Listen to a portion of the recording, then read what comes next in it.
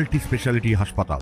মেঘবেলা লাইভে আপনার পছন্দের টিভি চ্যানেলস সম্পূর্ণ বিনামূল্যে, শুধুমাত্র মেঘবেলা ব্রডব্যান্ডের কানেকশনের সঙ্গে। মেঘবেলা ব্রডব্যান্ড, বাংলার ঘরে ঘরে। ট্রাফিক সপ্তাহের অন্তিম দিনে নদিয়ার কৃষ্ণনগর শহরের প্রাণকেন্দ্রে ঘটে গেল ভয়াবহ পথ দুর্ঘটনা। নবদ্বীপ থেকে করিমপুরের উদ্দেশ্যে রওনা হওয়া একটি যাত্রীবাহী বাস হঠাৎই নিয়ন্ত্রণ হারিয়ে ধাক্কা মারে রাস্তার ধারে থাকা একটি বৈদ্যুতিক খুঁটিতে। ঘটনায় কমপক্ষে 30 জন বাস যাত্রী গুরুতর আহত হন। মুহূর্তেই এলাকায় ছড়িয়ে পড়ে চাঞ্চল্য। দুর্ঘটনাটি ঘটে কৃষ্ণনগর হেলিপ্যাড সংলগ্ন রাজ্য সড়কে।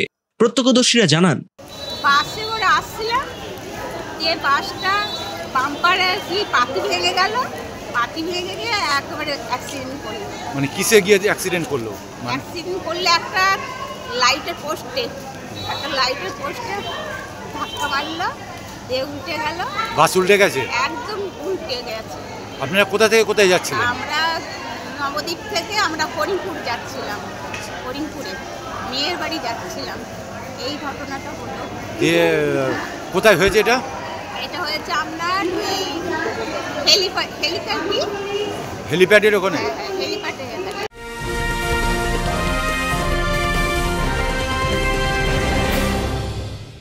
উত্তর 24 পরগনা ও তার আশপাশের এলাকার মানুষের সেবায় ক্যাথ ল্যাবের মতো অত্যাধুনিক সুবিধা নিয়ে পরিষেবায় ব্রতী সারদা মাল্টি স্পেশালিটি হাসপাতাল।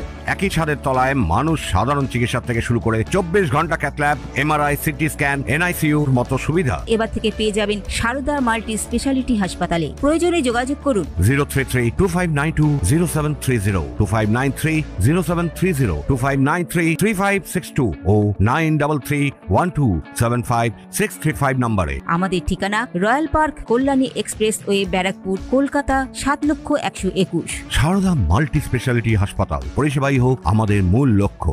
ওই বাসে কতজন ছিল? তা 40-50 জন ছিল। কতজন আহত হয়েছে? অত বলতে পারবো না। তাও মোটামুটি আহত তা 30-40 জন হয়েছে। মারা গেছে কেউ?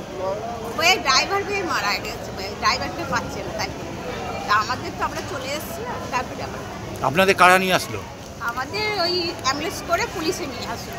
ঘটনার খবর পেয়ে ঘটনাস্থলে পৌঁছায় কোতোয়ালি থানার পুলিশ। পরে দুর্ঘটনাগ্রস্ত বাসটি সরিয়ে যান চলাচল স্বাভাবিক করার উদ্যোগ নেওয়া হয়। অল্পের জন্য প্রাণে বেঁচে যান বেশ কয়েকজন পথচারীও। পুলিশ সূত্রে খবর, কি কারণে বাসটি হঠাৎ নিয়ন্ত্রণ হারালো তা জানতে ইতিমধ্যেই তদন্ত শুরু হয়েছে। তবে এই ঘটনায় এখনো পর্যন্ত মৃত্যুর কোনো খবর নেই। সুদীপ ঘোষের রিপোর্ট, নিউজ বেঙ্গল টুডে।